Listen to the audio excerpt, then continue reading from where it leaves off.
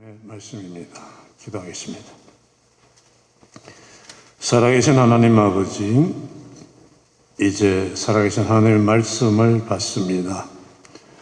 성령님의 놀랍고 뜨거운 역사가 운행되게 하시고 우리가 깨닫고 감사하고 감격하며 아멘, 아멘, 아멘 하는 역사가 일어나게 주시옵소서. 예수님의 이름으로 기도합나이다. 아멘. 사막에는 신기루라고 하는 현상이 나타납니다. 빛은 똑바로 일직선으로 직진을 하는데 사막의 그 뜨거운 열기를 받으면은 굴절 현상이 일어나서 여기 멀리 있는 게 눈앞에 있는 것처럼 보입니다. 물이 없어서 목마름에 죽어가던 사람이 그렇게 나타나는 신기루 현상을 보면 시원한 나무와 물이 있는 줄 알고 마지막 남은 힘을 다해서 죽어라 하고 그려 달려가지만 가보면 아무것도 없어가지고 기진맥진해가지고 힘이 빠져서 죽어버리고 맙니다.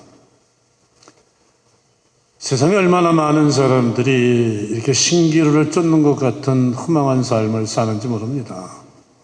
역사 속에서 많은 사람들이 돈을 많이 벌면은 이걸 해서 출세하면 저걸 해서 성공하면 생각하고 그걸 향해 가지고 죽을 힘을 다해서 평생 달려간 후에 늙어가지고 인생의 끝자락에 도착한 다음에야 자기가 신기루같이 덧없는 것을 쫓아왔다는 것을 깨닫고서는 후야 허탈에 빠져가지고 한숨 쉬면서 신기루처럼 사라져갔는지 모릅니다. 그러나 우리 그리스도인들은 다릅니다. 우리는 없는 것을 있는 줄 알고 쫓아가는 허망한 삶을 사는 것이 아니라 살아계신 주님의 인도를 따라서 확실한 행복의 길을 달리다가 이 세상 다음에는 주님이 계시고 마중하시는 천국에 가서 영생의 삶을 사는 복된 삶을 달려가는 사람들입니다. 그리고 이 길은 기뻐하면서 가게 되어 있습니다. 그런데도 많은 성도들이 참 믿음의 길이 힘들다, 어렵다 그렇게 말합니다. 몰라서 그런 거죠. 여러분, 모르고 하는 일은 다 힘들고 재미가 없습니다. 성경을 읽으려면은 아무리 읽어도 알 수가 없습니다. 성경을 읽으려고 펴기만 하면은 잠이 옵니다. 그래서 잠이 안 올 적에는 수면제 대신 성경을 펴고 읽다가 잠이 든다고 하는 사람들도 있습니다. 모르면은 그래요. 그리고 신앙생활이 재미가 없습니다. 근데 시편 119편 103절에 보면 다윗은 주의 말씀이 내게 어찌 그리 단지요 내 입에 꿀보다 더 나타나이다 이렇게 말합니다. 말씀을 깨닫고 말씀의 맛을 알면 이렇게 됩니다. 근데 다윗만 그렇게 될 수 있는 건 아닙니다. 모두가 그렇게 되도록 하나님이 해주셨습니다. 제가 미국에 처음 와가지고 이 미국 사람들이 배를 타고 바다 멀리 나가 낚시질 하는 거 보고 그게 참 멋있어 보여가지고 3명이서 배를 타고 낚시를 나갔습니다. 근데 우리 3명이 다 처음이에요. 어떻게 하는지를 모릅니다. 그러니까 재미가 하나도 없죠. 그러니까 그 배에서 근무하는 승무원이 와서 가르쳐 줬습니다. 이렇게 하라고 가르쳐줘. 그대로 하다 보니까 고기가 잡히기 시작하죠. 고기가 잡히면 그 배 승무원이 피시 온 하고 크게 고기 빚는 뱃사람들 다 들으라고 소리칩니다. 그러면 거기 있던 사람들이 자꾸 박수를 쳐주니까 얼마나 신이 나는지 몰라요. 여러분, 가르쳐주고 알려주는 사람이 있으면 되는 겁니다. 그래서 주님께서는 우리가 성경 말씀을 잘 알고 깨우치고 또 신앙의 길을 재미있게 가도록 해주시기 위해서 요한복음 14장과 16절에서 뭐라고 말씀하셨습니까? 지금은 너희가 내가 뭐라고 해도 알지를 못하지만은 하나님께서 보혜사 성령님을 보내주시면 모든 것을 알게 되리라 말씀하셨고, 때가 되니까는 이 성령님이 오셨습니다. 믿음의 길은 내가 내 힘으로 가는 길이 아닙니다. 이 성령님과 함께 가는 길입니다. 우리가 할 일은 성령의 충만함을 바라는 오는 말씀대로 성령의 충만함을 받는 것밖에 없습니다. 성령의 충만을 이루라 이렇게 말씀하지 않습니다. 성령의 충만함을 받으라. 내가 하려고 하면은 얼마나 힘듭니까? 받으라. 이미 다 준비되어 있습니다. 주님에게 있습니다. 우리가 할 일은 그저 주님에게 성령의 충만함을 간구하는 것밖에 없습니다. 그러면은 후히 주신다고 주님께서 우리에게 응답을 주십니다. 돈이나 명예나 권세를 구하는 것도 아니고 성령의 충만함을 간구하는데 주님이 그걸 왜 안 들어주시겠어요? 이렇게 성령의 충만함을 받으면 성령님께서는 첫째로 믿음의 나라를 알게 해주십니다. 성경을 깨달아서 알게 해주시기 때문에 하나님에 대해서, 예수님에 대해서, 죄에 대해서, 천국에 대해서, 부활에 대해서 우리가 알게 됩니다. 뭘 하고 뭘 하지 말아야 되는지도 알게 됩니다. 어떤 길이 행복의 길이고 어떤 길이 불행의 길인지도 알게 됩니다. 예수님의 제자들이 3년이나 예수님을 따라다니면서도 예수님을 잘 몰랐습니다. 부활에 대해서도 잘 몰랐습니다.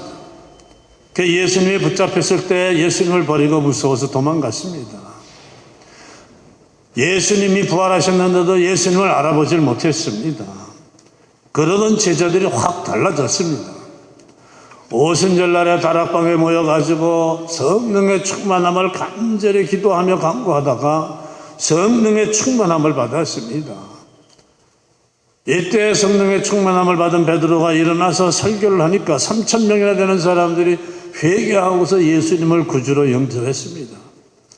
예수님이 살아계시면서 직접 가르쳐 주실 때에는 알아듣지 못했지만은 성령님이 오셔가지고 성령님의 충만함을 받으니까는 자기가 모르던 죄에 대해서, 회개에 대해서, 천국에 대해서, 부활에 대해서 믿음의 나라를 시원하게 알게 된 겁니다. 자기만 알게 된 것뿐 아니라 남에게도 알려주는 그런 능력자가 됐습니다. 성령님은 이렇게 알게 해주시고 깨닫게 해주시는 일을 합니다. 그러므로 성경을 읽을 때 그냥 읽으면 모릅니다. 반드시 기도하면서 성령님께서 역사하셔가지고 깨우치게 해주시옵소서 하면은 성령님께서 글자 하나하나를 조명하고 역사해 주셔서 깨닫게 해주시는 겁니다. 옛날에 한국이 얼마나 가난했어요. 그래서 초등학교도 가지 못한 사람들이 참 많았습니다. 겨우 읽고 쓸 정도 되는 사람들이 얼마나 많은지 모릅니다. 교회 안에도 나이 든 권사님들 중에 그런 분들이 있었어요. 그런데 놀라운 거는 이 권사님들이요, 성경에 대해서 얼마나 많이 아시고 얼마나 잘 믿으시고 영적으로 얼마나 훌륭했는지 모릅니다. 그런데 박사라는 사람들은 성경을 읽어봐야 무슨 말인지 모르겠습니다. 말도 안 됩니다. 이런 소리를 했습니다. 여러분, 세상 학문으로는 박사학위 100개를 딴들 성경 말씀을 알지 못합니다. 성령님이 함께 해주시지 않으면, 성령님이 역사해 주시지 않으면 알 수가 없는 게 하나님의 나라입니다. 성령님은 무슨 일을 해야 할지, 하지 말아야 될지도 알려주십니다. 사도행전 16장을 보면은 사도 바울이 아시아로 가서 복음을 전하려고 기도하는데 성령님께서 바울의 마음에 깨달음을 주십니다. 마게도니아로 가라. 그 성령님의 인도하심을 따라서 마게도니아로 가다가 사도 바울이 루디아라는 여자를 만났고 루디아의 도움을 받아가지고 빌립보 교회를 세우게 됩니다. 여기서 복음이 시작돼가지고 전 유럽의 복음화가 일어나는 겁니다. 내가 하는 게 아니에요. 성령님이 하시는 겁니다. 다 준비되고 되게 돼 있는 거예요. 하나님께서 보잘것없는 내 지식과 내 힘을 써가지고 하나님 일을 하시겠습니까? 하나님 일을 그렇게 하면 망칠 게 뻔한데, 그래서 무슨 일을 할 때 내 생각대로 내 마음에 좋게 느껴지는 대로 하면은 안 됩니다. 기도하면서 성령님의 인도를 받으면 해야 할 일과 하지 말아야 될 일을 알게 됩니다. 바울이 아세아로 가려고 기도했지만은 성령님께서 그 길을 마게도냐로 바꿔주셨듯이 성령님의 인도를 받으면서 하는 일은 잘 될 수밖에 없습니다. 둘째로 성령님은 주님을 사랑하게 해주십니다. 그 유명한 김연아 선수가 6살 때인가 스케이트장에 데려갔더니 스케이트 타는 거를 보고서 눈이 반짝반짝 시작했더니 그 다음 날부터 스케이트를 타기 시작했답니다. 하루도 안 빼고 매일 지치지도 않고 거의 하루 종일 스케이트를 탔답니다. 스케이트 충만을 항상 유지한 거예요. 그래서 세계적인 선수가 됐습니다. 스케이트를 사랑하니까 그렇게 됐지. 스케이트를 사랑하지 않으면 그렇게 될 수가 없죠. 신앙의 길도 마찬가지입니다. 내가 좋아해야 기뻐해야 되는 일이에요. 신앙의 길은 예수님을 생각할 때 마음이 뭉클해지고 마음이 뜨거워지고 기뻐질 때 할 수가 있습니다. 성경을 아무리 많이 읽었어도 예수님을 생각하는데도 아무 느낌이 없다면은 그건 성공할 수가 없어요. 예수님을 사랑하게 되어 예수님을 향해서 마음이 뜨거워지고 뭉클해지고 예수님을 향해서 마음이 뜨거워질 때 뜨거워진 이 마음을 따라서 내 몸도 내가 하는 모든 일도 예수님을 따라서 향하게 되는 겁니다. 이렇게 주님을 사랑하게 해주고 주님의 일을 기뻐하게 해주는 일을 성령님이 해주십니다. 성령님이 이렇게 주님을 향해서 마음이 뜨거워지고 뭉클하게 해주시면은 주님의 일을 할 때 신이 나고 기쁘게 할 수가 있습니다. 제가 신학교 가기 전에 하나님에 대해서는 확실하게 알겠는데 예수님에 대해서는 잘 모르겠어요. 목사가 되려는 사람이 예수님에 대해서 확신이 없으면은 어떻게 하겠어요? 그래서 열심히 주님을 알게 해서요, 만나게 해서요, 강구했어요. 근데 어느 날 기도하고 찬송하는데 지금 우리가 쓰는 이 새 찬송가에는 이 189장 찬송이 빠졌어요. 나 같은 죄인이 용서함 받아서 주 앞에 옳다함 얻음은 확실히 믿기는 어린 양 예수의 그 피로 속죄함 받았네 하는데요.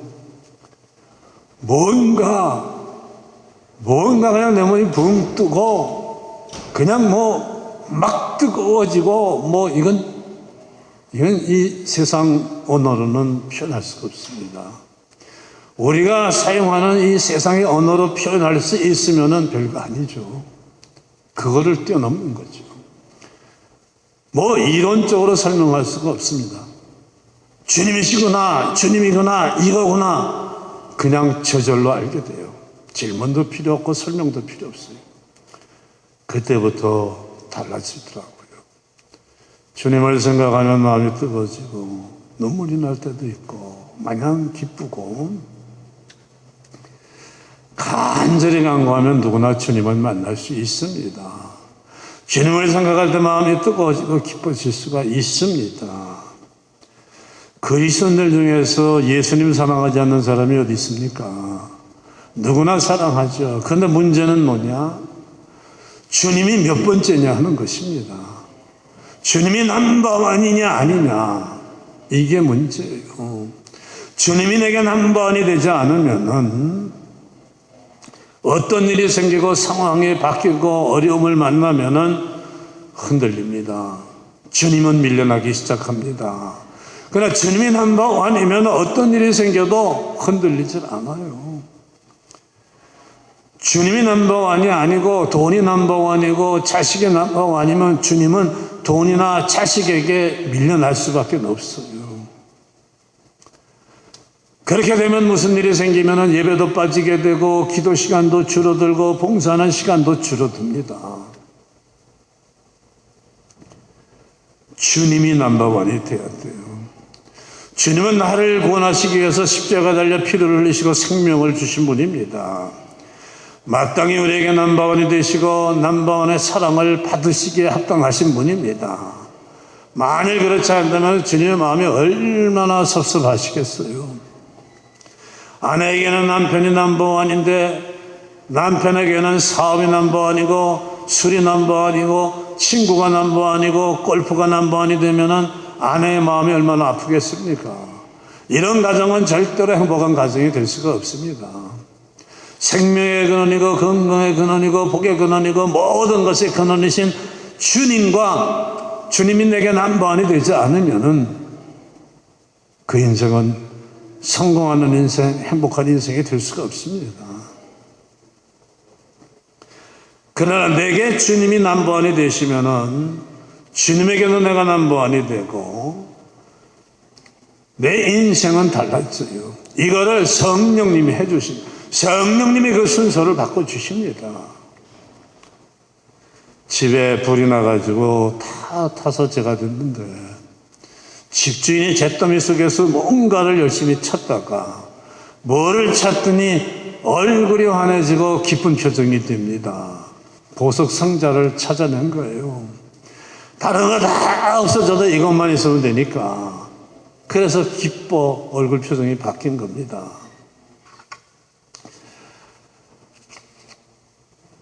우리 베드로가 왜 예수님이 붙잡히실 때 달아났어요?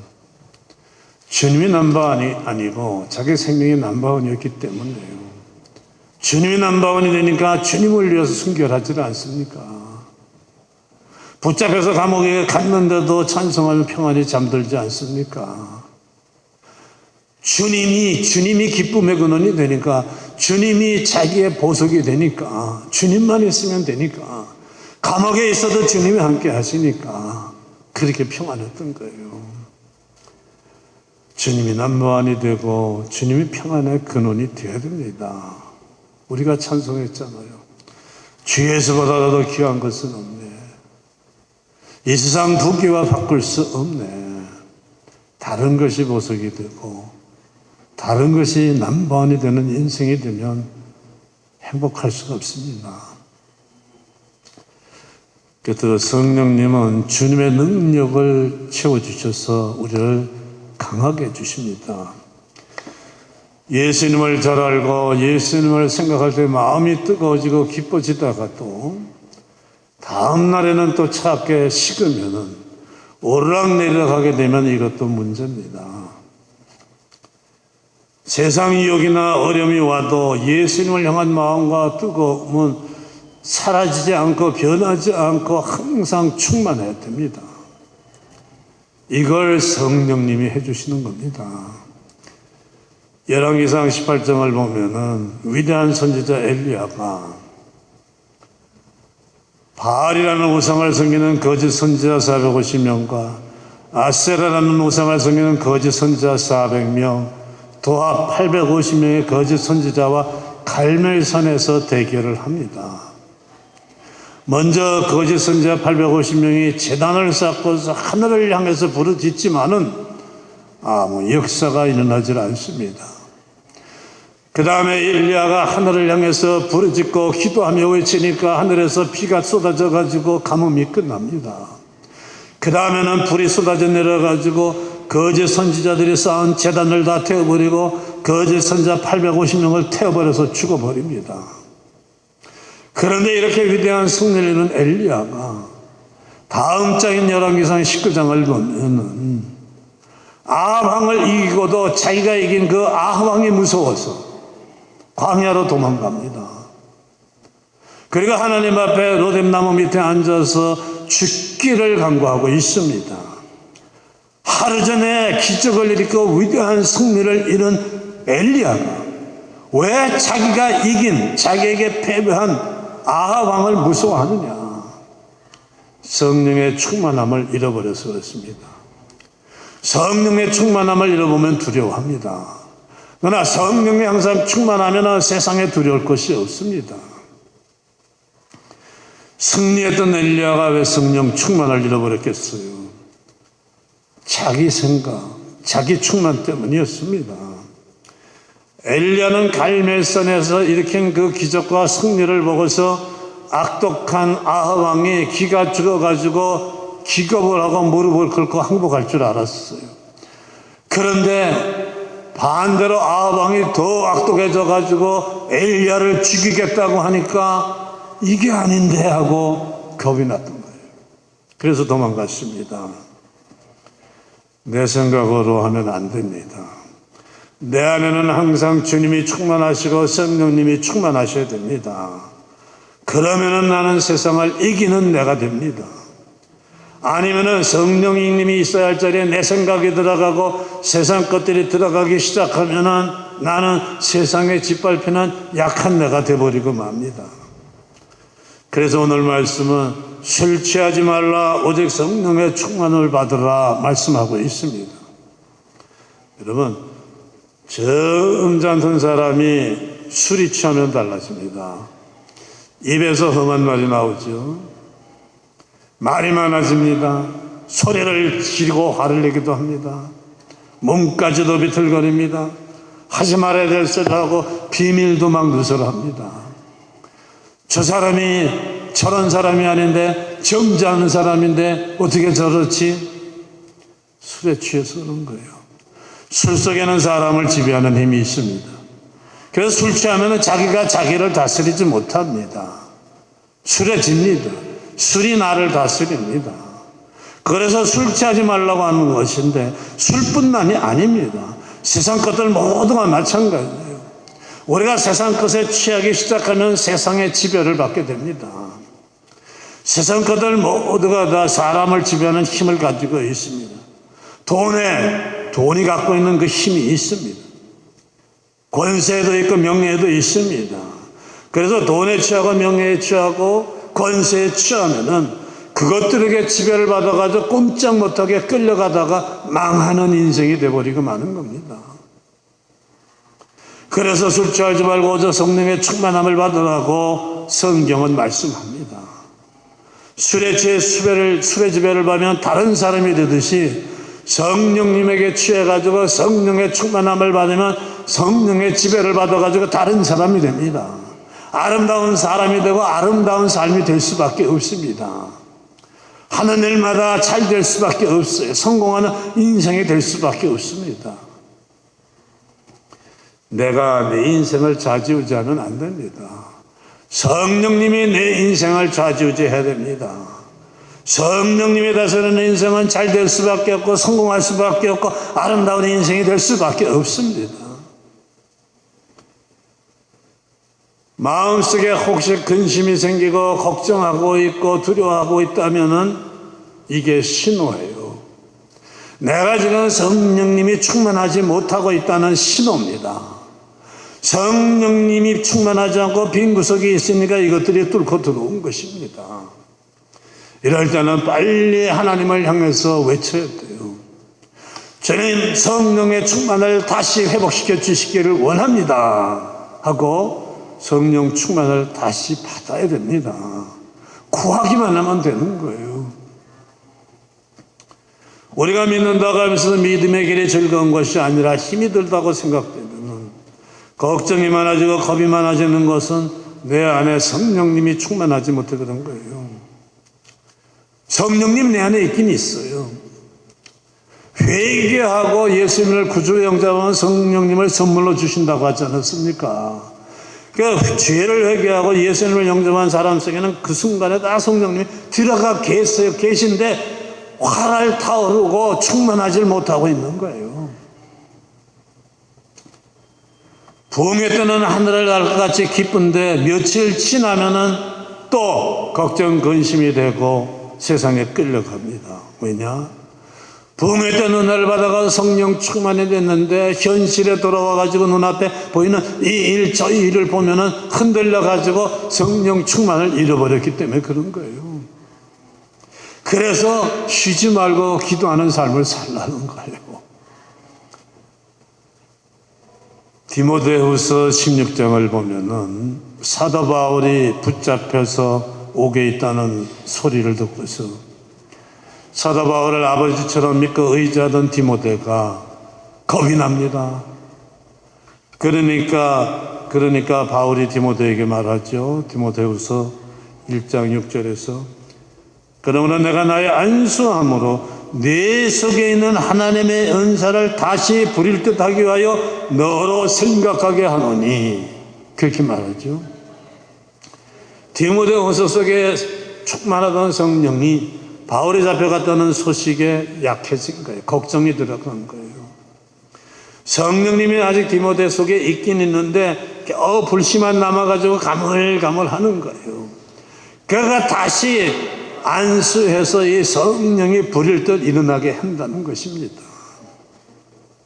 내 안에 성령님이 약해져 있으면은 다시 강구하면 되는 거예요. 다시 회복시키면 되는 겁니다.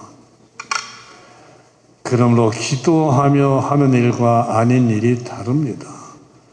기도하면서 하는 성도의 삶과 아닌 성도의 삶이 다릅니다.